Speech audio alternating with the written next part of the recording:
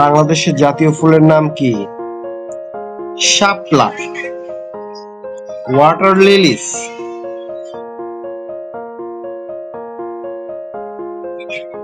বাংলাদেশের জাতীয় ফলের নাম কি? ফ্রুটস। কাঁঠাল, আমাদের জাতীয় ফল কাঁঠাল। এটা একটা ফুল, এই ফুলের নাম শাপলা ফুল। শাপলা আমাদের জাতীয় ফুল। এটা হচ্ছে বেলি ফুল, এটাও ফুল। এটা হচ্ছে জবা ফুল, হিবিকাস। এই যে আরো কতগুলো ফুল, এগুলো হচ্ছে গোলাপ ফুল, রোজ। এখন আমরা দেখব ফল, ফ্লাওয়ার্স। এটা একটা ফল, এটা আম, ম্যাঙ্গো। এটাও একটা ফল, এটা হচ্ছে পেয়ারা।